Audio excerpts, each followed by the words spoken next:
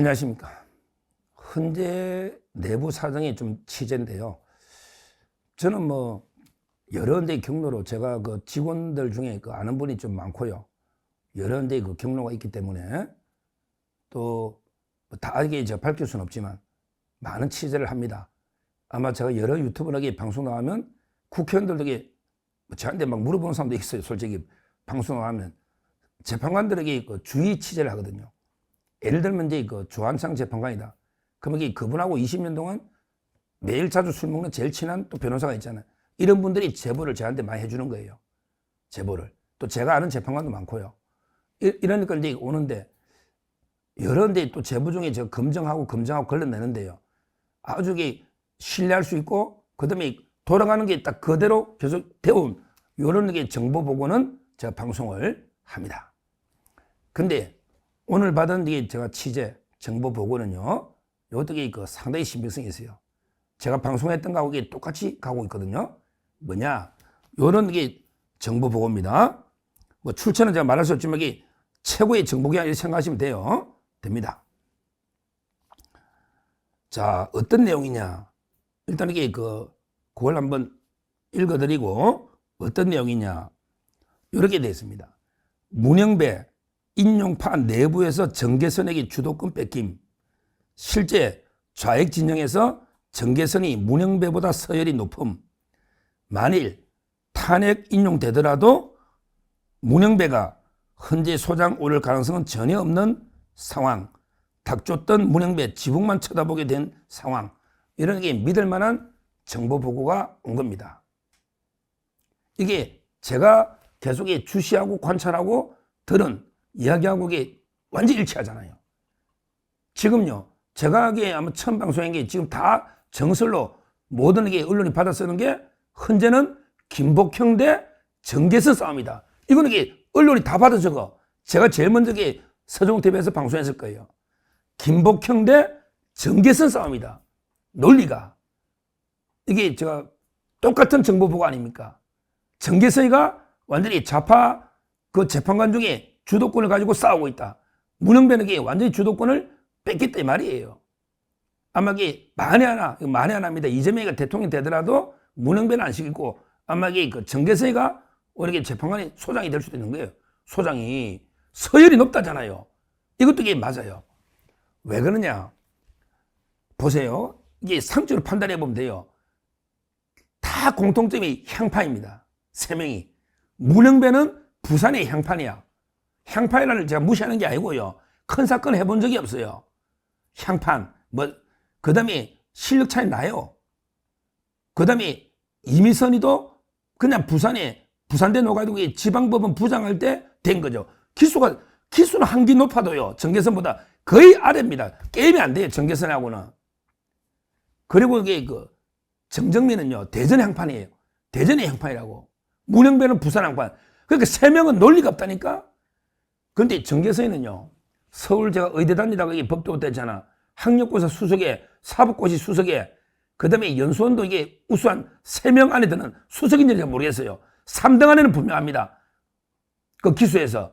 그때 한혜라 판사 성경한대 교수가 제 친한 친구거든요.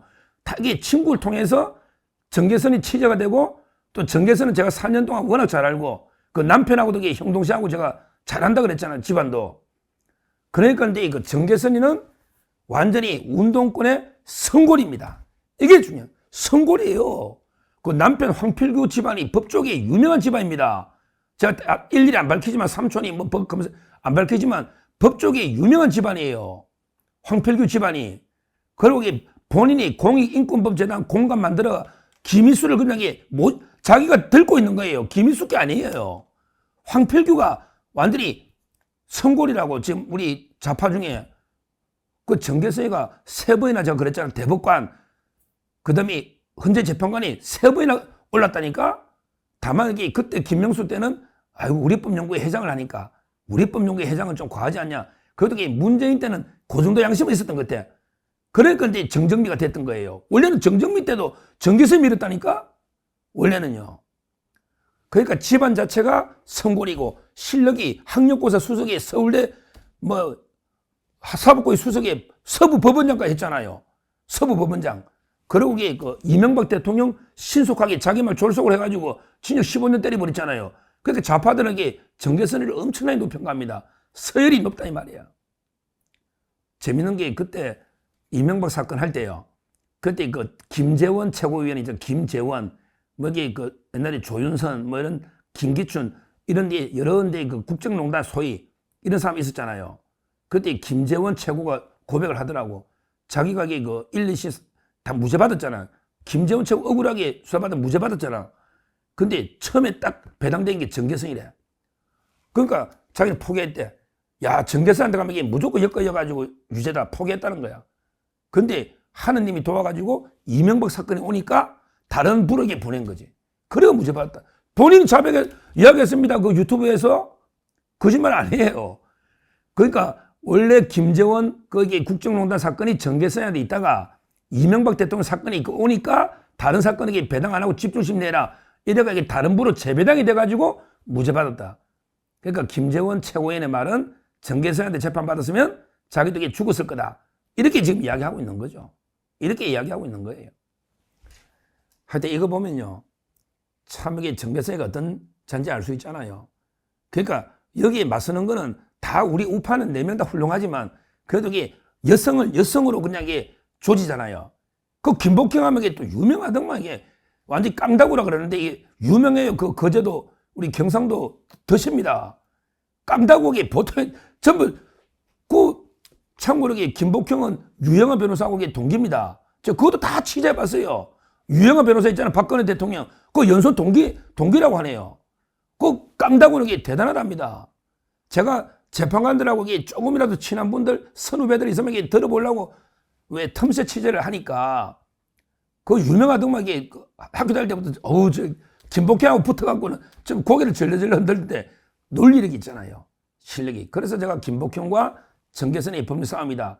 이걸 제가 단독을 했었는데 오늘 온 게 문영변에게 완전히 이제 그 신뢰를 잃어버렸다는 거예요. 헌재 내부에서 인용판 내부에 주도권은 정계선이가 앞장서가지고 계속 이 논리 싸움을 하고 있다. 지금까지 온 거죠. 실제 그 자익 진영에서 정계선이가 문영배보다 서열이 높다. 이게 중요한 거예요. 문영배가 뭐 18기고 정계선이가 27기 이게 중요한 게 아니야. 학교 다닐 때부터 정계선은 유명한 운동권이고 문영배는 그 경력은 없잖아. 운동권 경력도 없고.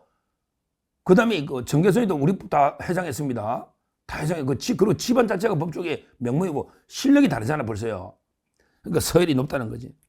그러니까 문영배는 그 가장 꿈이 이번에 인용됐으면 이재명이가 대통령이 되면 소장 한번 해보는 게 제일 꿈이 그래. 대법관한테 물어보면 제일 꿈이 뭐냐면 대법원장이야. 왜? 대법관이 대통령 못하잖아요. 헌재 재판관들에게 꿈이 소장이거든. 소장. 그러니까 이제 뭐 좌파들이 김영도한테도 야 인용 좀 해줘. 너가 나중에 소장 될 수 있어. 이렇게 꼬시고 있다고 제가 그것도 전에 단독 보도했지 않습니까? 근데 그런데 넘어가면 안 되지요. 대통령이 복귀할 텐데. 하여튼 그 문영배의 꿈은 이제 그 완전히 날아갔다. 그래서 닥쳤던 문영배 지붕만 쳐다보는 이게 상황이다. 이게 제가 여러 군데 파악하고 제가 방송에 가고 완전히 일치하는 이런 게 정부 보고가 왔기 때문에 제가 소개를 해드리는 거고요. 아마 실제 그 재판관 아마 이게 만만치 않을 겁니다. 결국은 이게 저는 표결로 갈 수밖에 없다. 요즘 그래요. 제가 옛날에는 이게 뭐 MBC나 KBS 이사회 하잖아요. 옛날에는 이게 다 모여가 막 어떻게든 이게 만장일치 하려고 이게 그냥 했거든요. 근데 제가 KBS 이사를 해봤잖아요. 요즘은요 안 싸웁니다. 그냥 표 가져와. 실무자가 이게 근데 투표지 가져온다니까. 그리고 이게 그냥 투표가 가자. 우리 더 싸울 필요 뭐 있냐. 이래 끝나거든요. 아마 저는 끝까지 양측이 양보는 못할 거야. 죽기 살기로. 그러면 이게 결국은 표결로 가면요. 만장일치 못 필요해요. 표결로 가면 이게 뭐 5대3이 4대4든 나오지 않겠습니까? 지금 민주당에서도 어제 처음 놓은 게 5.5대 2.5래. 웃기느냐. 5.5대 2.5래. 그러니까 한 명의 재판관이 애매하다는 거겠지. 5.5대 2.5라고 이게 민주당에서 넣었거든요. 그게 만약에 필요하다. 이야기 민주당에서 놓은 이야기입니다. 그래서 제가 물어봤죠. 또 민주당 패널들한테 전화해가 야 2.5가 누구니?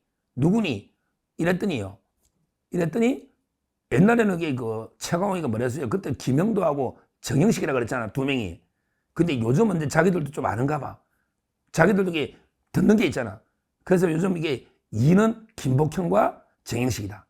김복현과 정행식이다. 그 다음에 0.5는 뭐 조한창이 정도 보겠지. 김영도는 자기들이 어떻게 꼬실 수 있다. 좌파들은 그래 보고 있는 거예요. 좌파들은. 옛날에는 두 명은 이게 김영도하고 정영식인데 지금 이게 김복현을 보고 있더라고. 왜? 좌파들 우리 방송 보고 이제 돌아가는 거 알잖아요. 앞으로. 근데 결국은 이게 그 표결로 가고요. 표결로 가고 시간만 걸리면요. 대부분 그래. 민주당이든 어디든 4월 초, 4월까지만 넘어가면 무조건 시간은 윤석열 대통령 편이다. 이렇게 누구나 보고 있는 게 법조계의 일반적 시각입니다. 왜? 안 그러면 이게 못 노니까 갑자기 의견 바꿀 이유가 없잖아요. 대립하고 있다는 거 아니에요. 선거 못하고 있다. 이거 알겠습니까? 선거. 그래서 저는 아마 이게 우리 결국은 더 늦어질수록 우리 편이고요. 지금 늦어지고 있잖아요.